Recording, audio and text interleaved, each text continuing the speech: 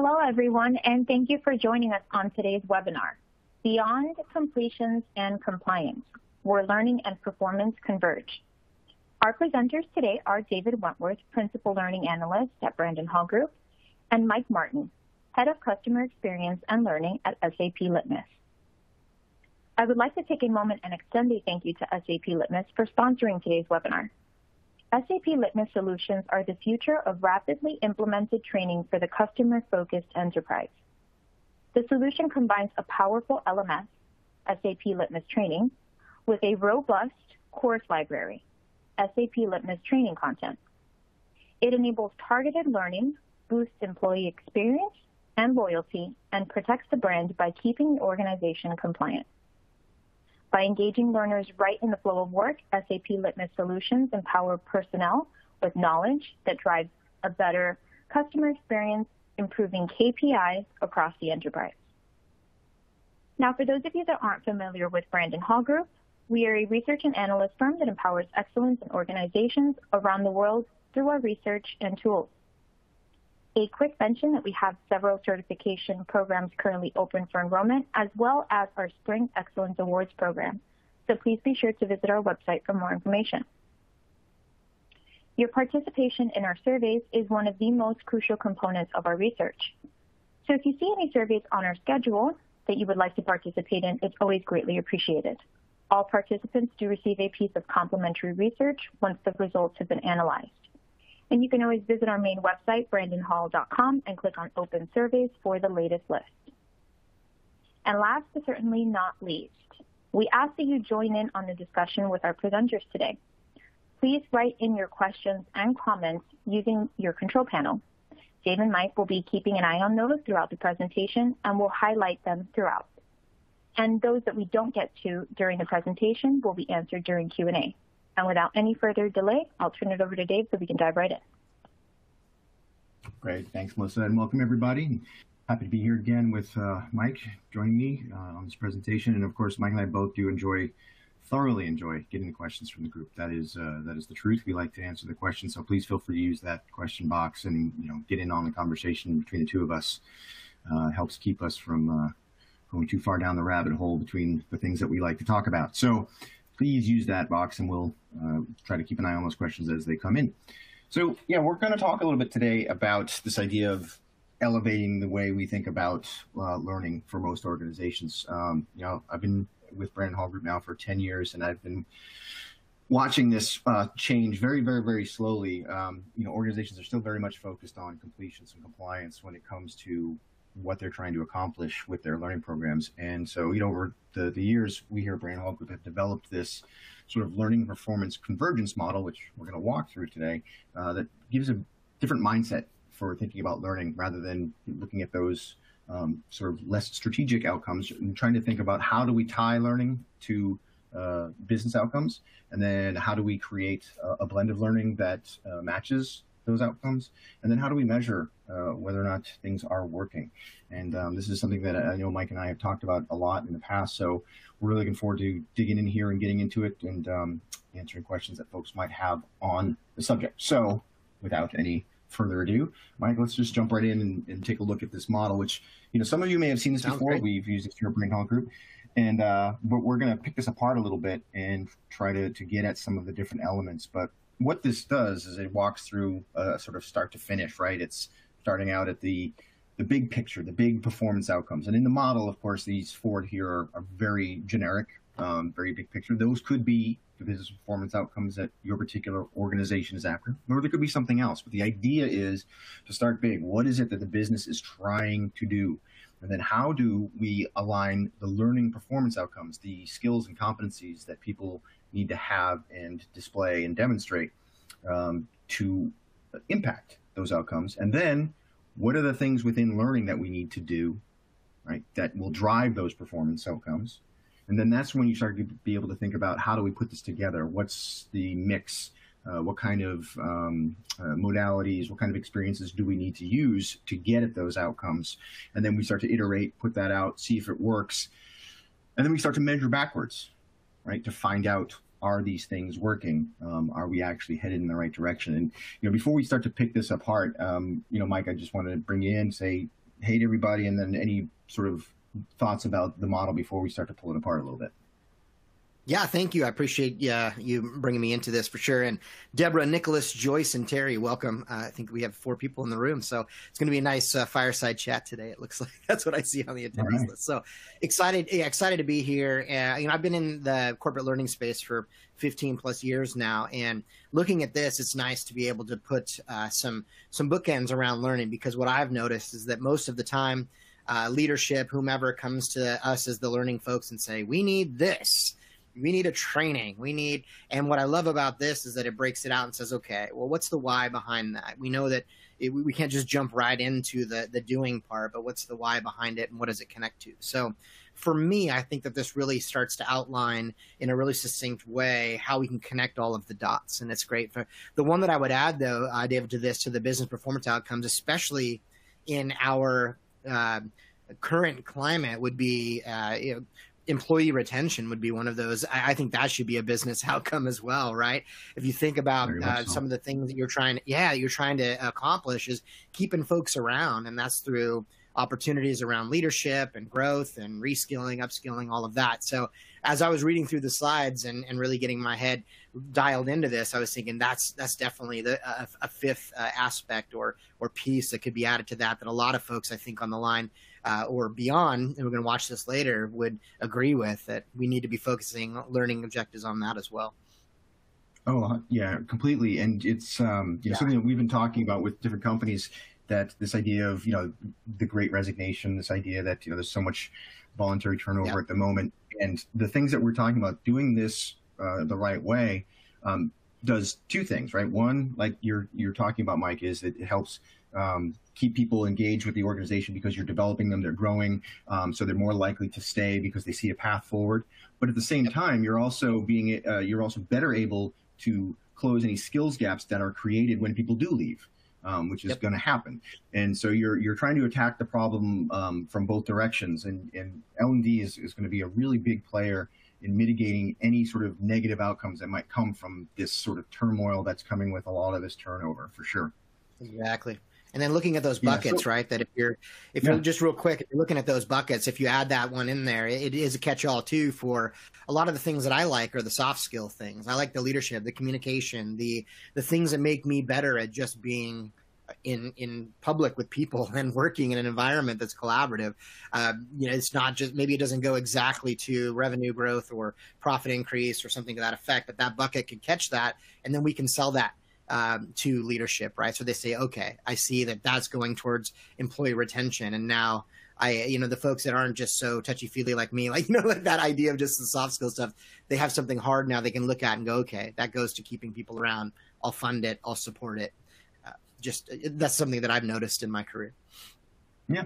But what you're getting at is like the first big critical piece of this is identifying what those business performance outcomes are. Like I said, in the model, these 4 that are in there are really just generic placeholders. It could be anything. And I think, like you said, if either employee engagement or retention is a key business outcome for your organization, then that should be in there. But that's the key point here is, does learning know what those things are?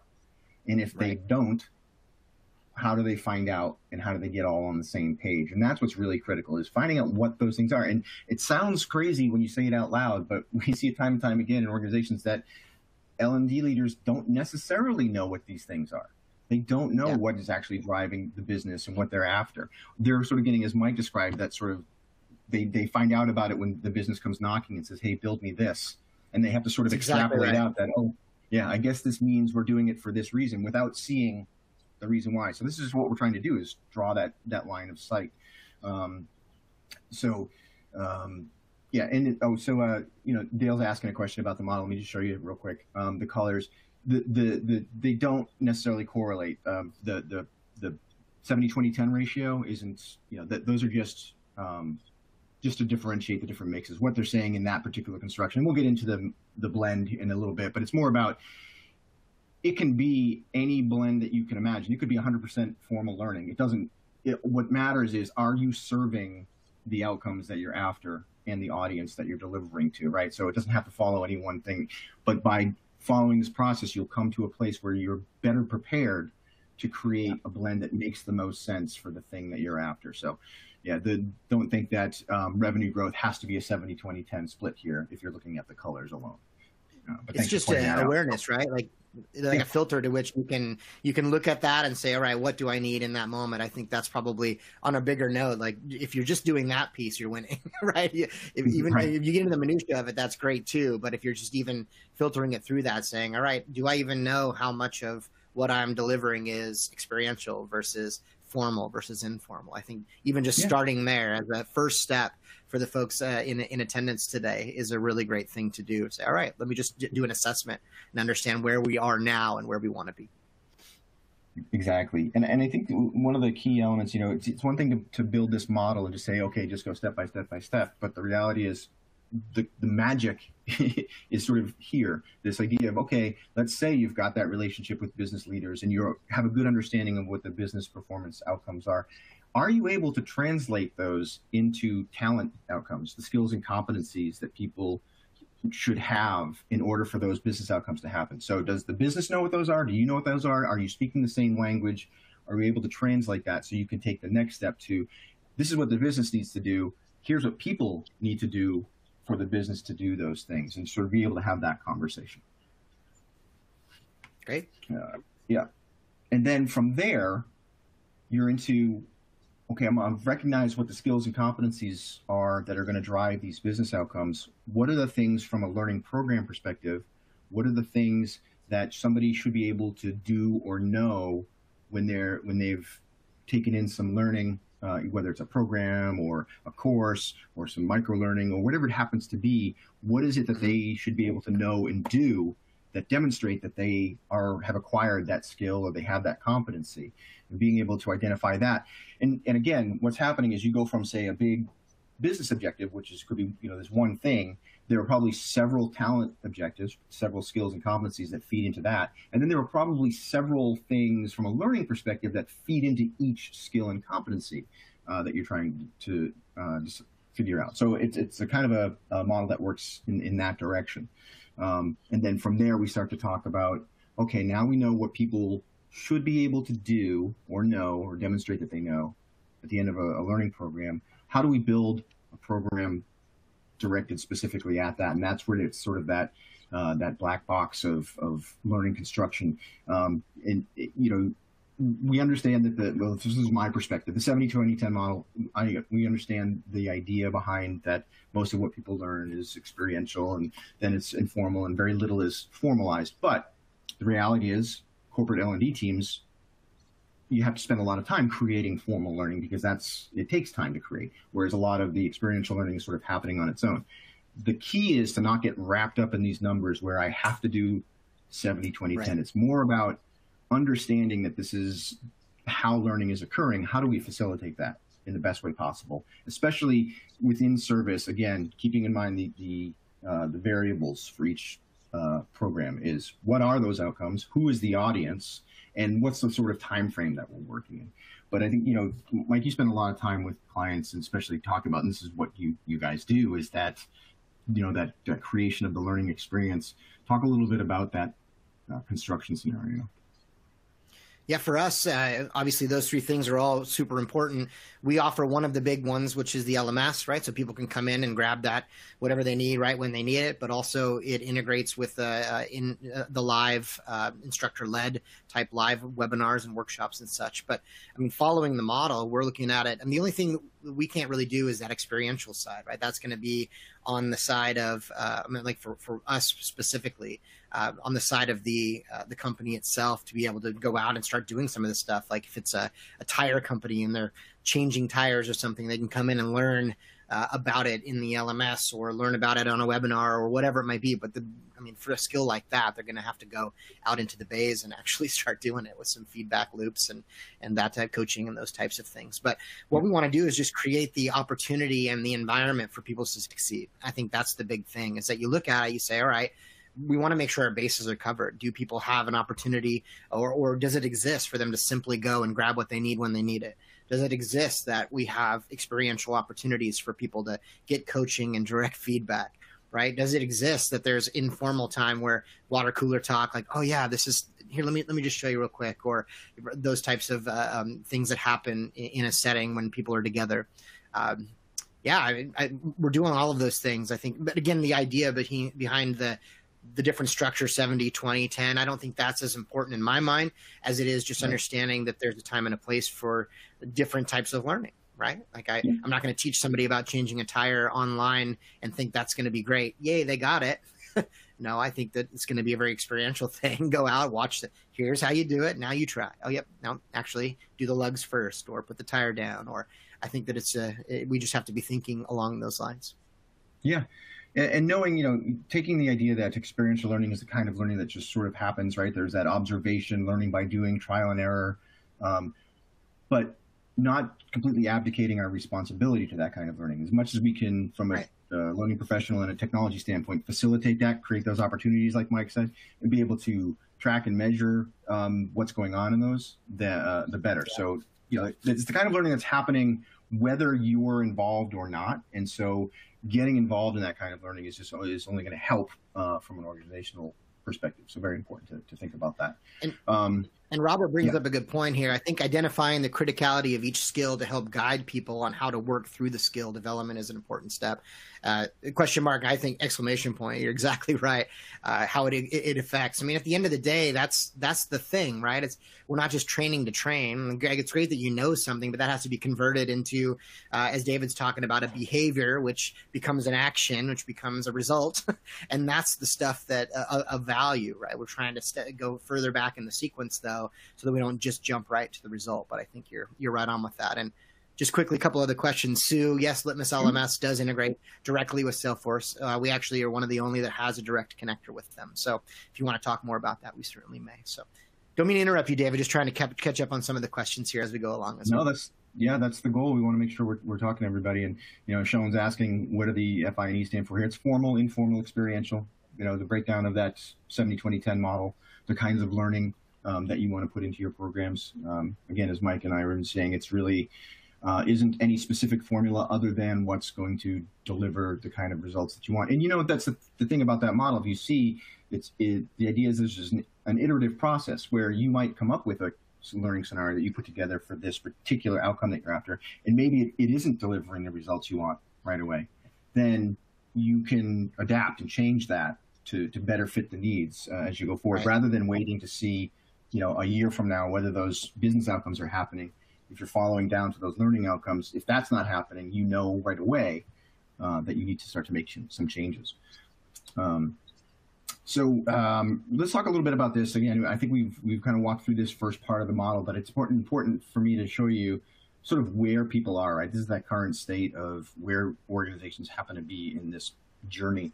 And we ask companies, what extent are your business objectives tied directly to talent development objectives, things like skills and competencies? Are those business objectives tied to specific skills and competencies? And this gets into, I think, a question that came in here, Tarana, about a space to include competency management, right?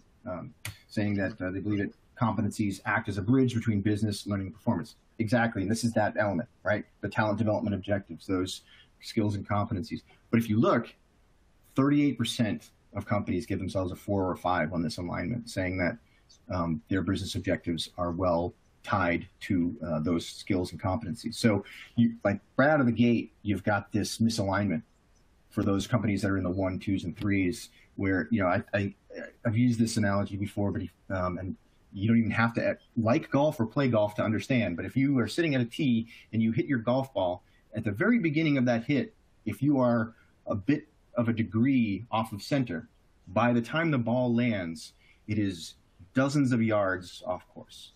And that's what we're talking about here. I know that for a fact. That's how I play. That was not supposed to be a personal dig. I apologize. Thanks, David. I appreciate it. You're making me feel real good. To hurt you with that. But the truth is that, if you're starting without any alignment, then who knows where you're going to end up. So already we're sort of starting off in a bad spot. And then we move to the next thing. Are those skills and competencies tied directly to the things that should be happening at the end of the learning program or intervention or what have you, right? So what are people demonstrating as performance, has their behavior changed? Has their performance improved as a result of the learning? it's even worse, which blows my mind. We're getting closer to the moment, right? We're getting closer to learning. 33% of companies say that their skills and competencies are directly just tied to learning performance outcomes. So again, we've got some serious issues here with the alignment in that thread that goes from learning through performance. And then getting more specific, those learning performance outcomes, the demonstrable skills and behaviors, the things that at the very end of the learning program that people should be able to do, like pass an assessment or what have you, a little better, but still less than half of companies give themselves a 4 or a 5 here. So it makes me start to think, think of all the learning programs that exist in the world. Why do they exist? And it seems to me that most companies wouldn't be able to answer that question. If I picked a program in an organization and said, okay, tell me why people are engaging in this learning, it looks as though most companies couldn't say why. I mean, what's your takeaway on this? Yeah, it's very reactive, right? All the ones that I've worked in have been that way. It's just people come to us at the end of the process of just like, this is what we need.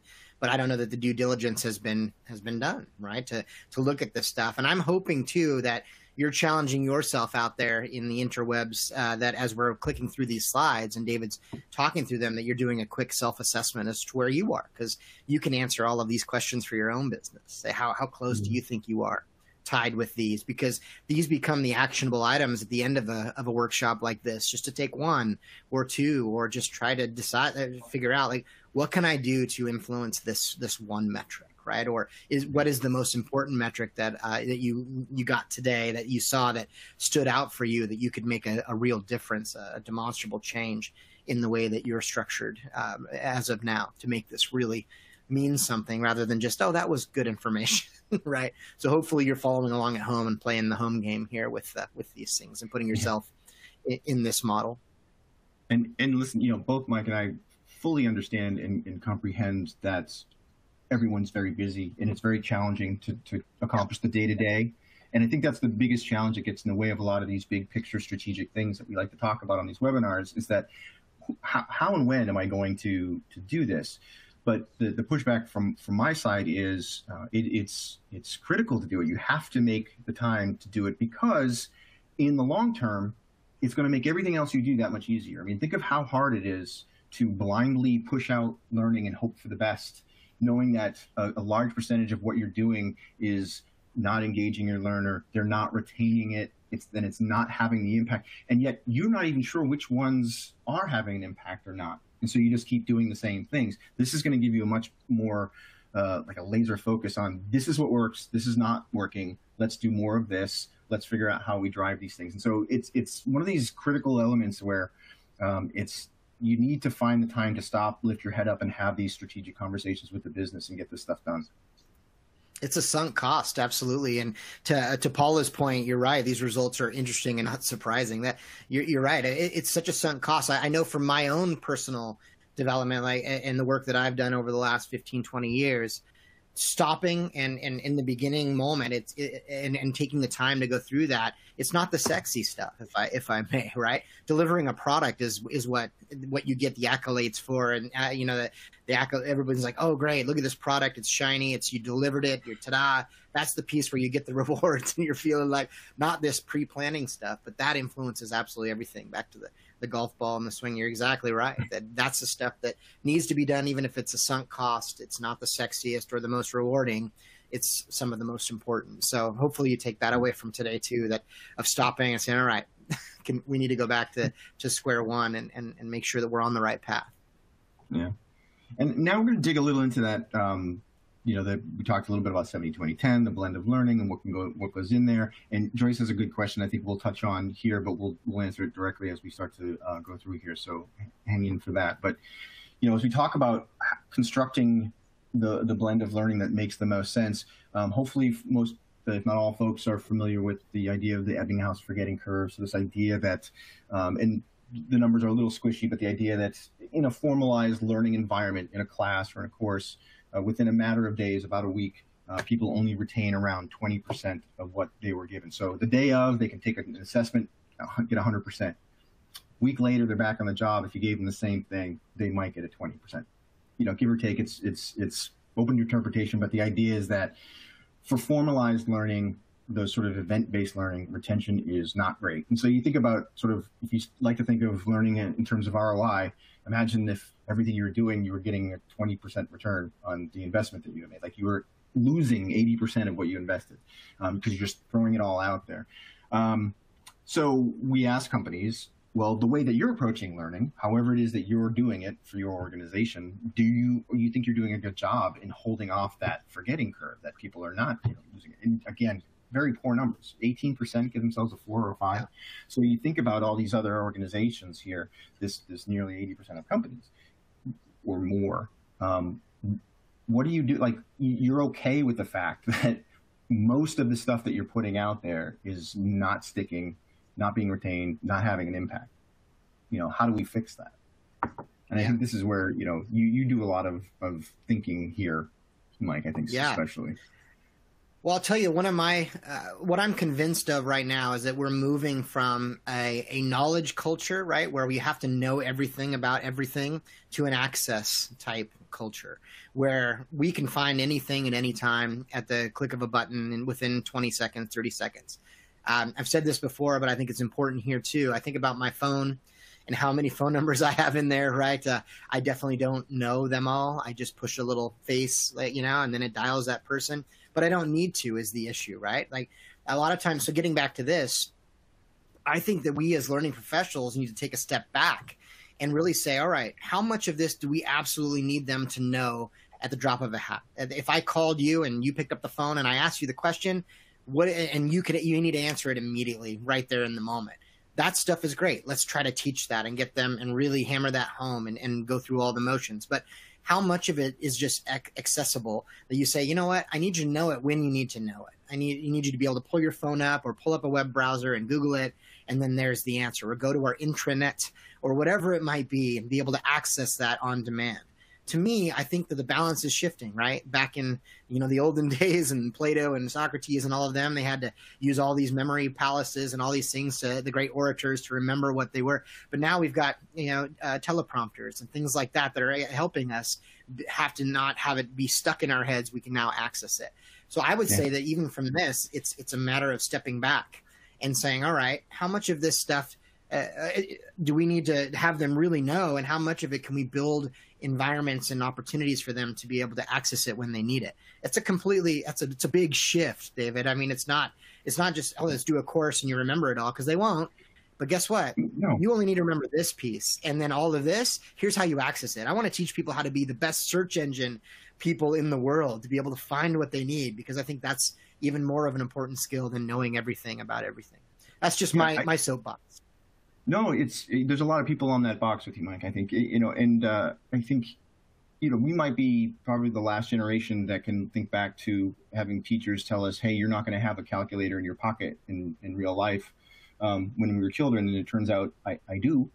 And, and I do have access. And so it's literally a cultural shift that, none of us here on the phone are going to solve tomorrow, of shifting the thought patterns of people who are in leadership of, maybe you don't need to know all of this stuff. It's more important that you know how to think and know how to use the tools at your disposal to solve problems, rather than be a repository for information. And it's a cultural shift. And as more of the generations behind us become, in leadership, I think that will change as well. But and you're 100% right. We do live in an environment where pretty much anything we need at any moment is at our fingertips.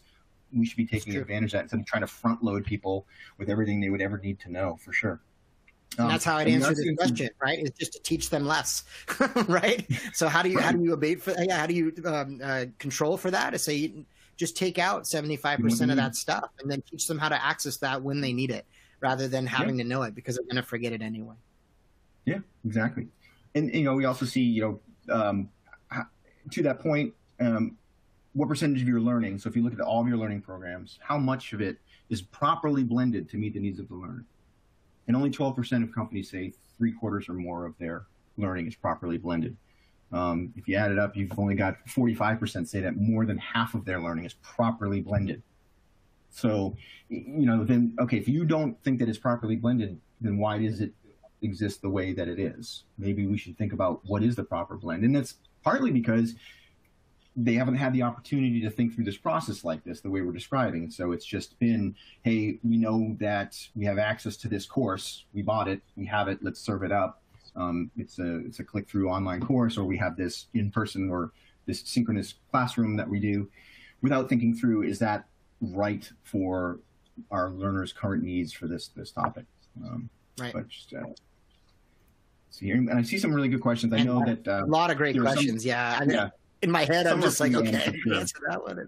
Yeah. Some of them are for the end because they're definitely discussion questions. So I guarantee we'll make sure we have time to talk through. Yeah, Lisa, Paul. Yeah, Julie, we'll come back to some of these. I appreciate you putting them in there. I have some thoughts on those for sure. And then going through, that most organizations don't even have a process to evaluate whether or not they have the best mix, right? So not only are they not saying that, well, we don't think we have the best mix, but we don't even know how to determine if it is good or not. They're not using enough of assessments, evaluations, manager feedback, other data to determine this is what's working. So, there was a question earlier on about analytics being a big piece in this. Huge. I mean, Mike and I have done a lot of work in measurement. There's a little bit of a measurement piece at the end of this model we'll talk about, but it's a huge piece of it. And because that's the whole point of all of this, is that it's this big ongoing cyclical thing. Instead of, most organizations think about learning measurement at the period at the end of the sentence, right? We now measure. And all of a sudden, we'll measure what? I don't know. Did people like it? Did they finish it? That's all we've got. But if you're thinking through this process this way, you've got all of these touch points which to measure back to.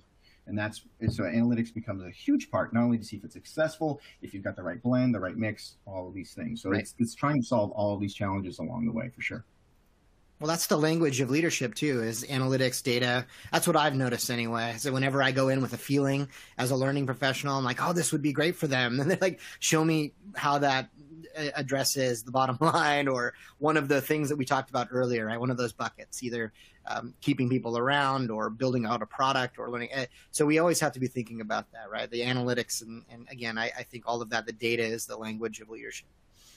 So I have to learn how to speak that language better, I guess, because, that's definitely something I fall into. Yep, exactly. And then just to highlight, what we see, we asked organizations, is the way you deliver learning, whatever it is, I don't care if it's cave paintings, textbooks, the VR, whatever it is it having a positive impact on things like time for productivity, employee engagement, voluntary turnover, individual performance, right?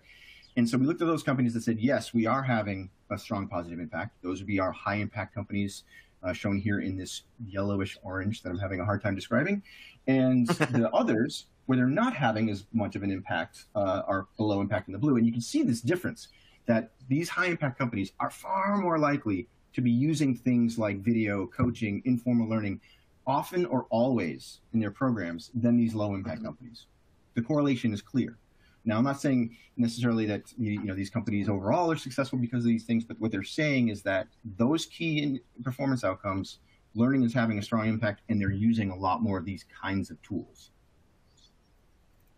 Absolutely. Those top three, the video learning, coaching, informal, they're all personal. They're all people. They're all, think about that. You can hear my voice and whether I'm excited or not, or how my inflection, my tone, my all my nonverbals as well, just the smiles and all of those things. So in the video and in all of those areas, you can see that that is a critical component of it. So, it isn't surprising to me. Yeah, 100%. And then the last bit on this is just, okay,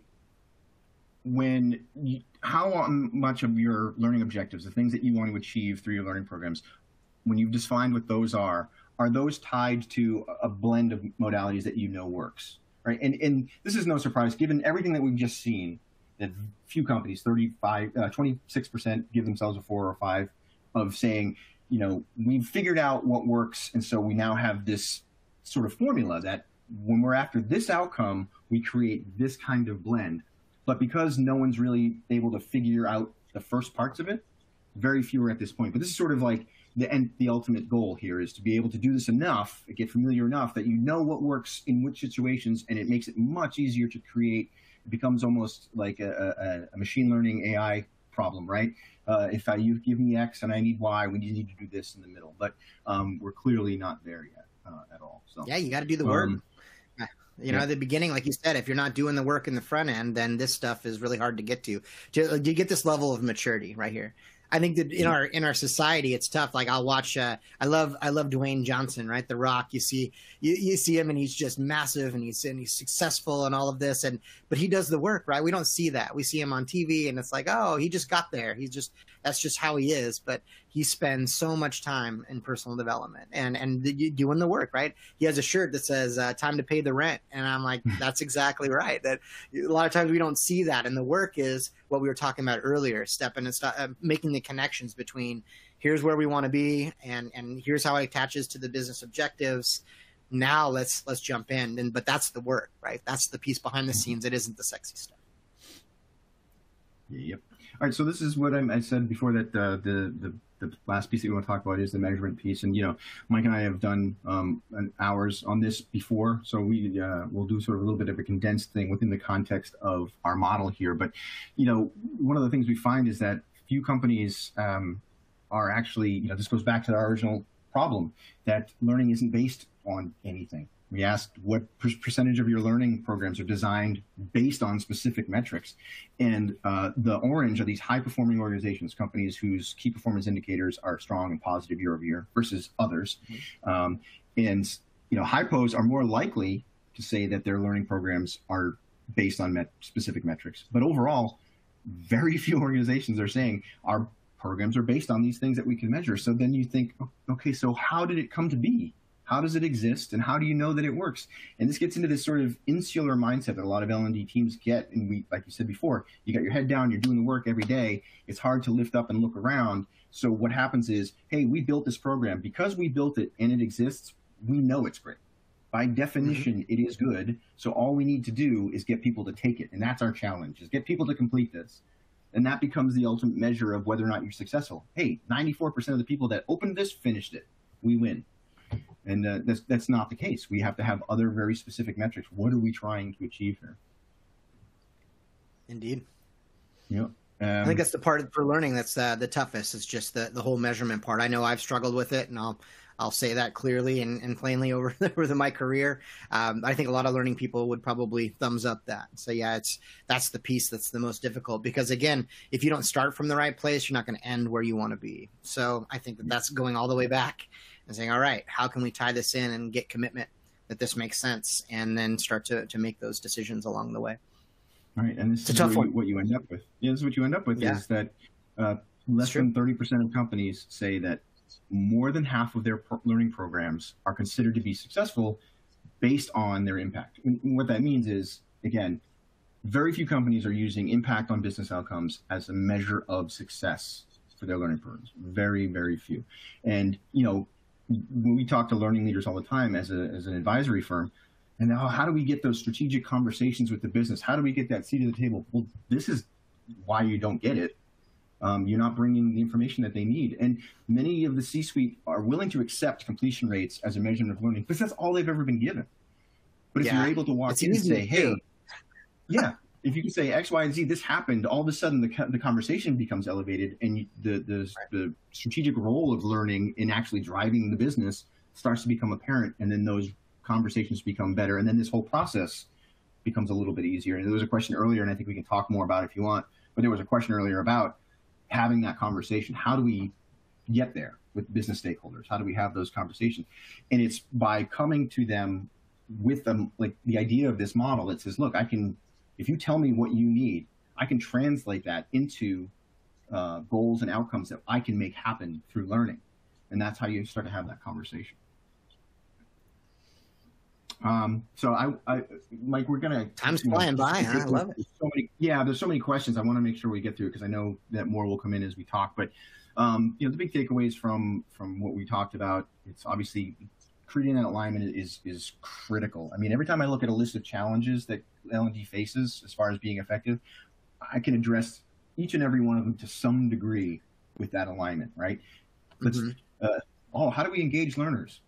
Alignment. If you're able to show someone this learning program matters to you because of who you are and your role and what you do for the business, and here's how that matters to the business, suddenly you've created this engagement. They haven't even opened it yet. They haven't even started the program yet, but they're already engaged because they can see that line that says, oh, this is going to make me better, which is going to make the business better.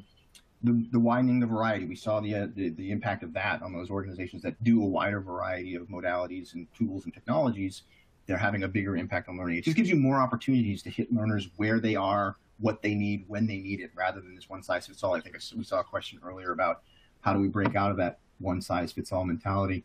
But this is, what we've seen time and time again. If you're able to do that, you fight off that forgetting curve, you create more engagement, you get put learning much closer to that moment of need, all those things. I always bring this up, leveraging neuroscience, cognitive science.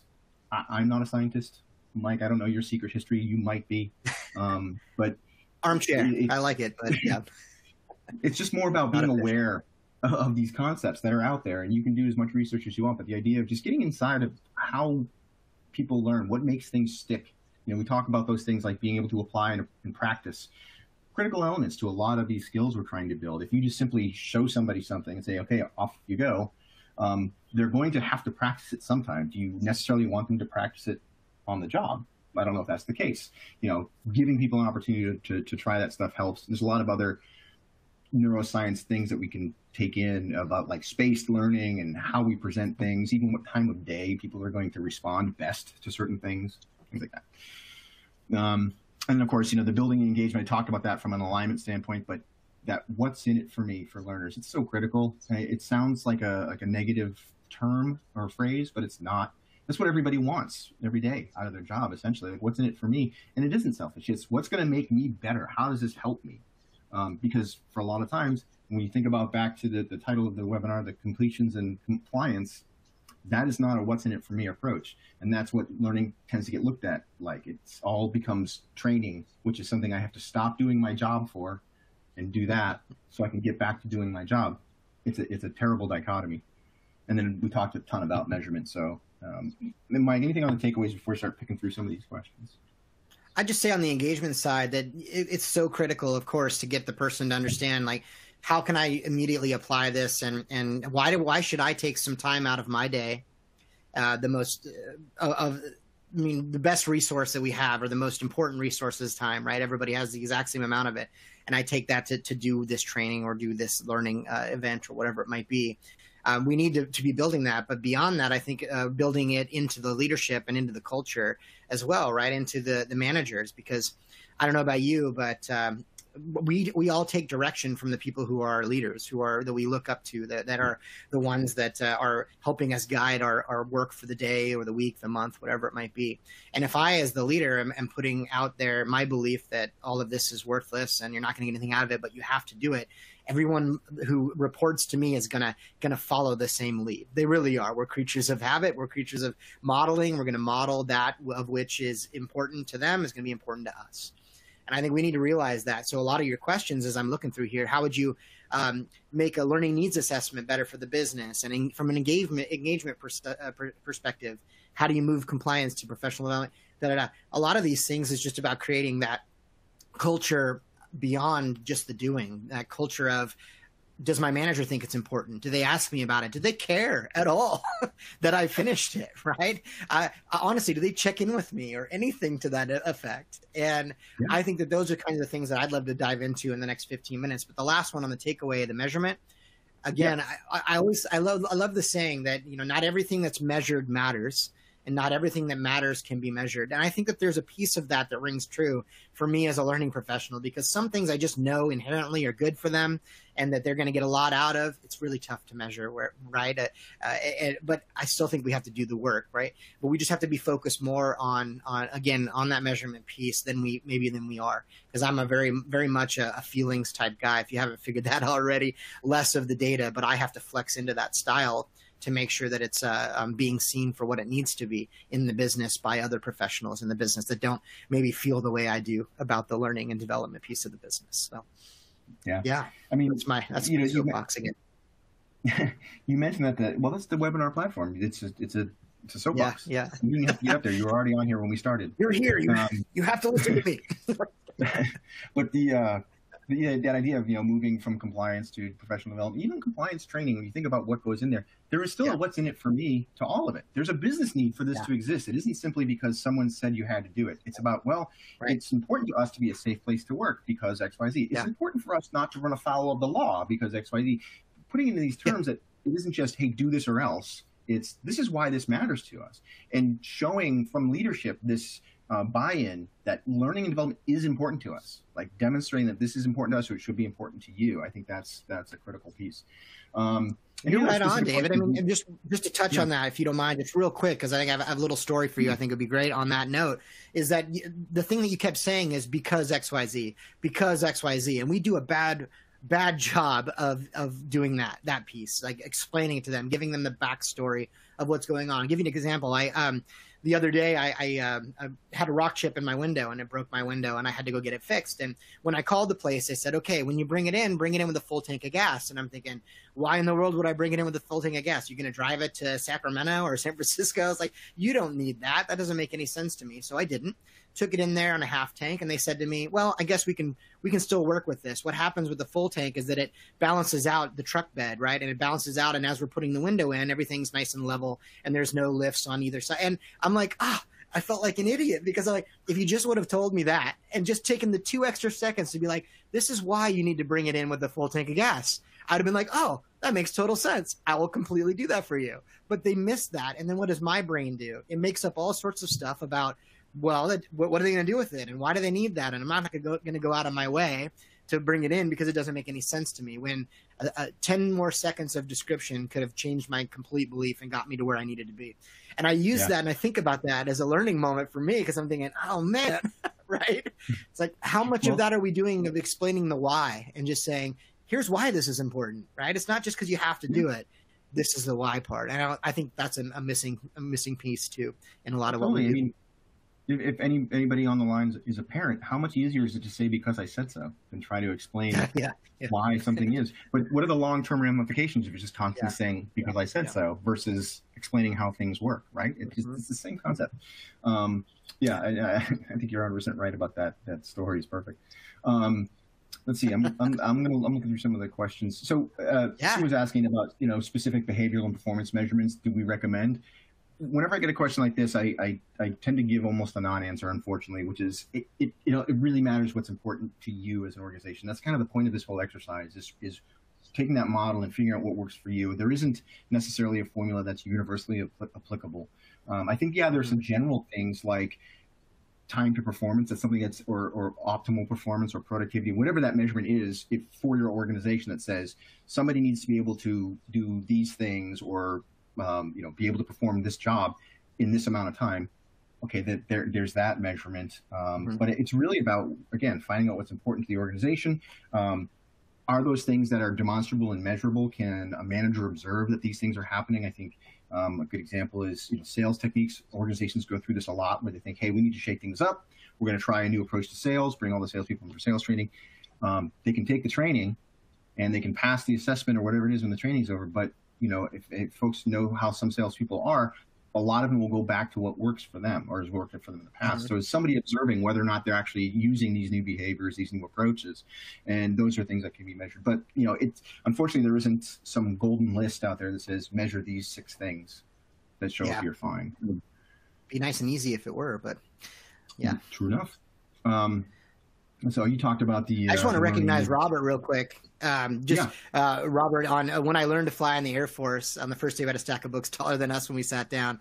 Instructor said, don't worry, you're only going to need to remember things you need in an emergency or you can do in 30 seconds. Everything else you can look up. Perfect. I mean, back to what we were saying, right? It's just about changing that paradigm and seeing the world through a different filter, saying, all right, how much of this do you absolutely need to know in an emergency and you can do in 30 seconds, whatever, and how much of it can you look up?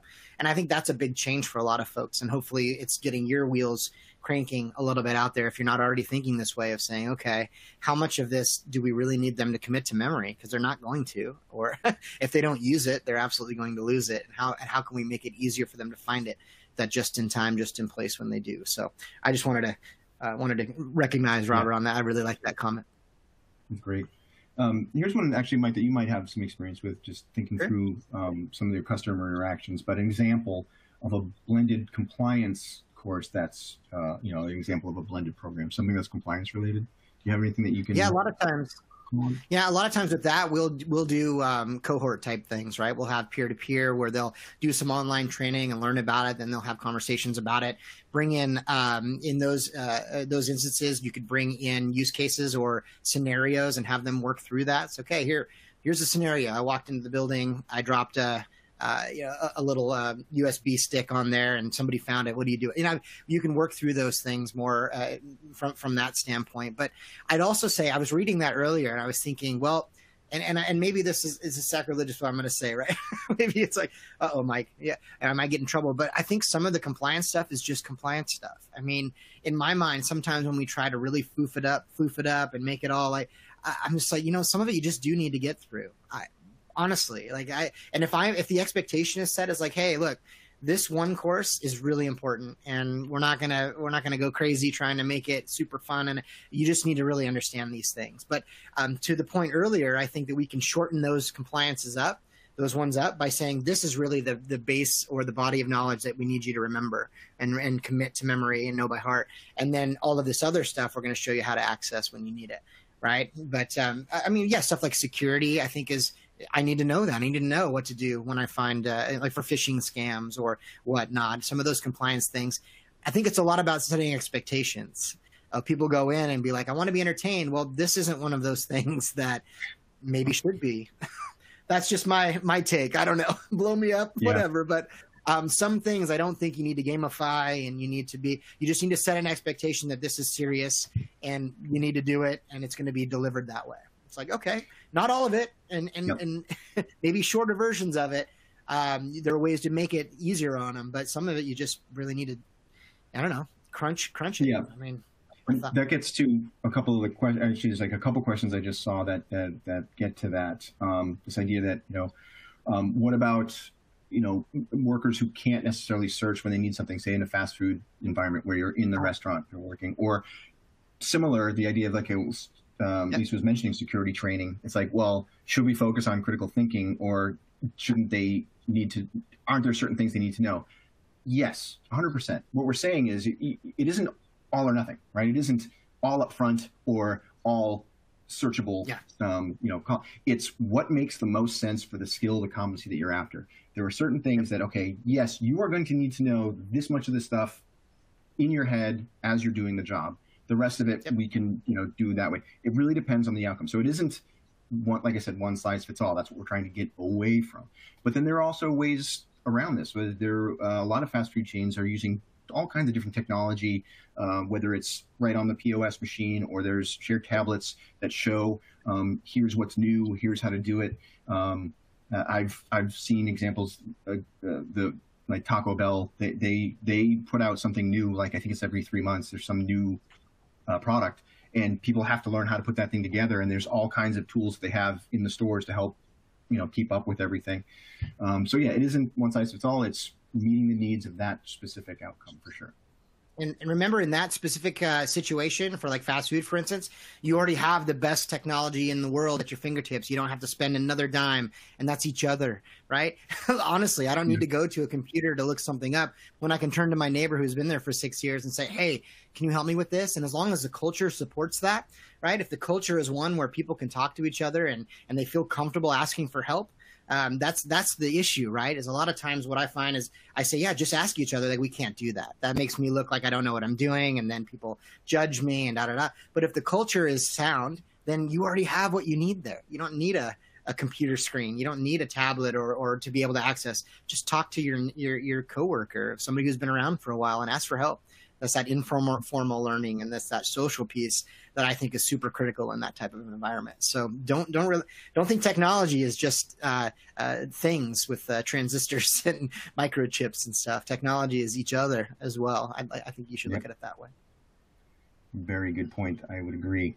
And then there's a couple of questions that are similar about developing getting staff to even attend and review online courses.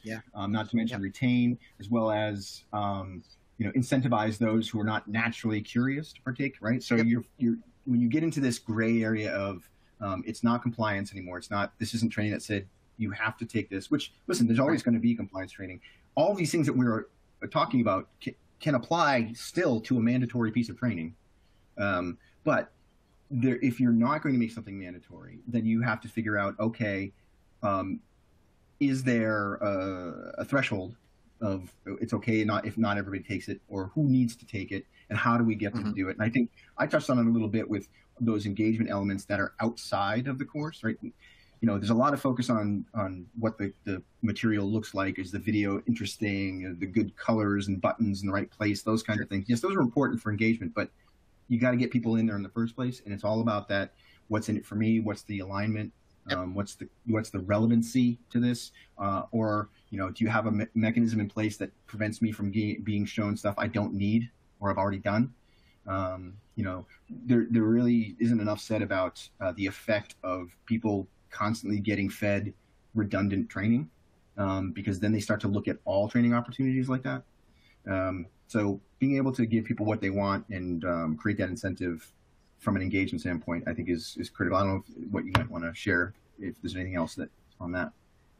Yeah, just to touch on that, I just did this presentation last week on engagement. And a lot of times we pick one thing and we go hard on that and think that that's going to change the world. Like content, for instance, if I make it even cooler and brighter and more Hollywood, then everyone's going to take it. But maybe that's not the problem, right? It's really a three-legged stool. And one of them is content that makes sense to them and that it's fun and engaging and interesting, and at least it's clean, right? Doesn't look terrible and make me want to vomit, right? That's a piece of it. That's only one leg of the stool. That's your threshold. Another one is yeah. And then the second leg of the stool is going to be, can they access it simply? Can they do it from their phones? Can they do it on their computers?